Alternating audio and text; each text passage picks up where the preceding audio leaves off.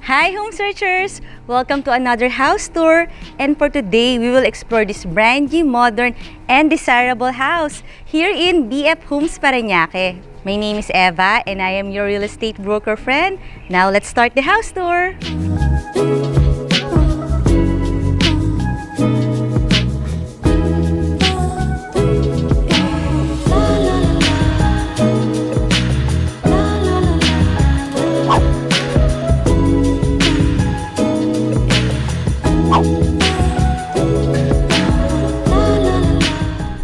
The lot area of this property is 226 square meters at ang floor area about 270 square meters at ang orientation niya is facing east or morning sun. At nandito tayo sa labas ng iyong house. Ang ganda ng facade, modern. And pasukin na natin ang iyong future house. Let's go! And nandito na nga tayo sa loob ng iyong brand new house. At dito muna tayo sa iyong garden, may elevation. Ayan, fully landscape yung iyong garden. And this is a single detached house, kaya meron ka ditong setback about 2 meters. And check natin yung iyong 3-car carport. O diba, meron kang malaking space dito for your SUV, for your van. At kung napapansin nyo to, meron ka ring driver's room na may sarili ring bathroom. Ayan, may ladder dito, pero safe naman siya dito. Ito pa, another space ng iyong sasakyan. At this is just a storage. Oh, ito ang laki talaga ng setback mo dito kasi nga isang sasakyan pa yung kasya. Tapos another step, about 2 steps. Meron tayo ditong setback ulit. Tapos ito na yung dirty kitchen. Yung banda dito, yung helper's room na may sariling bathroom. This goes to your kitchen. Tapos, ang taas. Look kung gaano kataas ang iyong fence of privacy and security. Very good tong iyong modern house. At syempre, ipapakita ko na ang interior. Pero what's good about this house, kasi nga morning sun siya. So, ngayong hapon, hindi mainit dito sa iyong bahay. So, yung sasakyan mo, safe sila dito. And, meron lang mga steps. And we are here sa iyong porch. And bago ko ipakita ang yung future house, syempre request ko rin na i-click mo na yung subscribe button ng ating channel na Home Search Philippines para updated ka lagi sa mga videos na magagandang bahay. At pasukin na natin. Let's go! And welcome to your beautiful house here in BF Homes. Nasa isang safe and gated subdivision tayo. Flood-free. At eto na nga ang iyong living, dining area combined. So dito muna tayo sa iyong living space. Ang ganda ng door kasi, oversized siya. Tapos meron ka mga side lights, kaya maaliwalas dito sa iyong area. Tapos napansin ko, ang dami mo rin mga windows dito. So itong buong wall na to, puro windows. At meron na siyang screen. Ayan. And konting lakad lang. Meron kang double height ceiling dito. Siyempre, mataas. So, itong buong space na to up to here, this is your living area. Tapos, punta tayo ng konti dito. Ito naman ang dining area. So, dito ka pwedeng maglagay ng iyong dining set. Siguro kahit mga 6 or 8-seater kasya dito kasi mahaba siya. Tapos, ayun, may provision tayo for chandelier. Tapos, meron ka ditong cove ceiling. Ang aliwalas ng bahay kasi ang ganda ng kulay niya. White. And nakakadagdag pa ng liwanag dito yung ating mga sliding doors. May mga screens. Lahat ng mga security screens kasi matitibay ito. So, dalawa ang iyong lanay. Isa dito, isa naman dito. So, during daytime, hindi mo na kailangan mag-on ng lights kasi nga dahil almost floor to ceiling yung height ng mga sliding door. Kaya maaliwalas. Punta tayo dito. This is your garden.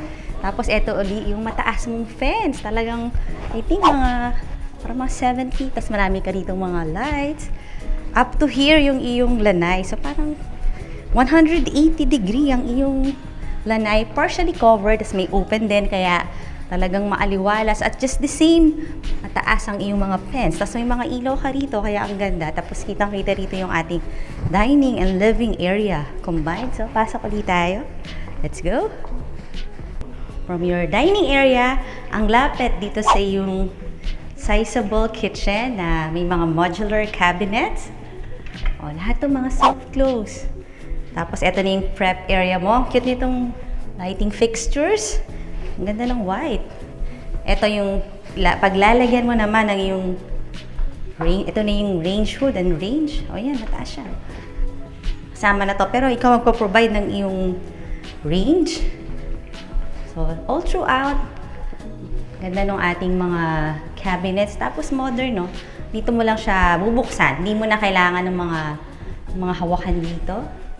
And, double sink, movable faucet. Tapos, maliwanag din habang naghuhugas ka kasi merong bintana na may screen, mga security screen all throughout the house. Nandito ang iyong circuit breaker, soft close. Ito, additional mga storage space. Ito naman yung double door refrigerator, yung space niya. Tapos accessible dito sa papuntang helper's room, yung pinuntahan natin kanina. Tsaka doon naman yung driver's rooms. Yun yung pinaka-utility area. And let's see yung ground floor bedroom. Ito na yon. Tapos kung mapapansin nyo, yung mga doors niya talagang matatangkad. Kaya yung illusion na malaki yung bahay, andyan. Dahil oversized yung mga doors. So let's see. Yung flooring dito sa yung guest room. Laminated wood flooring. Yung madaling linisin, madaling i-maintain. Tapos just in case gusto mong maglagay dito ng TV, meron ka namang outlet. Ayan, ready na siya. Pwede rin dito maglagay ng bed kung just in case gagawin mo talaga siyang guest room or para sa mga grannies, pwede itong room na to. Ay, ang ganda ng window. Matangkad din siya. May provision for AC at good thing, meron ka rin sariling bathroom. Ito yung shower area, double shower, water closet. Ito mga tempered glass. Tapos dito naman ang iyong sink. Tapos yung iyong mirror talagang malaki. Itong future house mo may total of 7 bedrooms. Yung regular room, 5. Tapos meron kang leads room at driver's room. At check na natin ang iyong second floor. Let's go! At kung gusto niyong malaman yung price and full details, nandyan lang sa description box below the video. At eto, space mo to for TV kasi may outlet dito. So ready na yan. At eto na ang yung staircase. Siyempre, bago ko naman ipakita ang yung second floor, request ko rin na i-visit mo yung ating website na www.homesearch.ph para makita mo yung pictures nito at marami ka pang makitang magagandang houses. Yung staircase natin, malapad siya. So, pwedeng 2 tao yung umaakyat or bumababa. And, meron siyang mga step lights for safety sa gabi. Tapos, itong mga tempered glass. So, akyat na tayo. Ang ganda rin dito sa yung staircase area, di ba? Pwede ka doon maglagay ng mga painting o pwede rito sa side na to. At nandito na tayo sa second floor. Yung flooring natin, laminated wood flooring, yung magandang klase. At eto na yung open to below. Ayan, ready na yung provision para makapaglagay ka ng magandang chandelier. Kita natin dito yung living and dining area. Ito yung master bedroom, pero later na yan, check muna natin yung mga other bedrooms. So, una tayo dito sa first bedroom on your second floor. And this is a big bedroom. Pero syempre, hindi siya master bedroom. Pero dahil nga, ang laki ng space, sizable bedroom, kaya parang master bedroom na rin sa iba. And ito yung kanyang closet. Soft close. Check yung interior. Ang maganda dito sa closet na to, nakalubog siya. Actually, mas mahirap i-execute yung mga closet na nakalubog kasi yung ibang closet, iba, nandito na sila. So, ito medyo mahirap ang paggawa ng mga ganitong klaseng closet. And you have your panoramic window, as in oversized. Kita ko rito yung neighbor mo. Maganda naman din yung mga neighbors. Just the same security screens. Pag kasi security screen, matitibay to. As in, safe ka dito pag ganito yung mga screens mo. Tsaka heavy duty sila. Just the same, meron siya mga provision for telephone. Ito namang side na to. Diyan ka kasi maglalagay ng iyong bed. Kasi nandito yung provision for TV just in case gusto mong manood habang nandito ka sa iyong bedroom. And meron siyang ensuite bathroom. So, let's see. Ang ganda ng design. Parang hotel type yung kanyang bathroom. Tapos may malaking mirror. Tapos itong mga mirror nila, double na rin as medicine cabinet. Brabat yung brand ng mga sink, ng water closet. Tapos yung shower mo, double shower at the same time, lahat naka-tempered glass. Let's see the outer bedroom. Done with bedroom number 1. Tapos almost across, pero hindi talaga katapat itong ating bedroom number 2. Let's go. Bedroom number 2. Ito yung sinasabi ko na yung isa, yung kanyang cabinet nakalubog. Ito naman, nakalabas talaga siya. Pero maganda rin kasi almost floor to ceiling height. Tapos ito yung interior look niya. Mga modular yung cabinets at lahat naman soft close. Actually, maganda siya sa personal. Mga smooth. Tapos you have your window here. Yung neighbor mo dito, bungalow. Tapos yan, pwede ka dito maglagay ng TV kasi meron ka rin provision dito. Mga outlets mo dyan. At just the same, maganda tong bedroom na to kasi may sariling bathroom. Let's see. Kamukha niya rin yung unang bathroom. Parehong elegant looking. Tapos yan, just the same, meron kang mirror na may medicine cabinet. Ito yung shower. Pareho din sila mga tempered glass. Tapos maganda yung mga shower na ginamit dito. Mga high quality. Tapos double shower, may bathroom dish. Tapos ang taas ng ceiling. Dapat tayo sa isang bedroom. Meron kang maliit na hallway dito. Papunta sa yung bedroom number 3 na mataas din yung door. Ito malaki rin yung bedroom. Tapos ang gusto ko sa bedroom na to, corner bedroom siya. So ang aliwalas. Matataas yung ceiling niya ha. So ang dami mo ritong windows, about 3 windows, tapos lahat naka-security screen, all panoramic. So kita mo talaga yung neighborhood na maganda. Nasa safe and gated subdivision tayo. And eto mas malaki rin yung kanyang cabinet na floor to ceiling height. Ganito naman yung interior look niya. Tapos ito may space din para sa TV just in case gusto mo maglagay. Ready na yan. At so, lahat talaga ng bedrooms, may own bathroom lahat at pare-parehong elegant looking lahat ng mga bathrooms.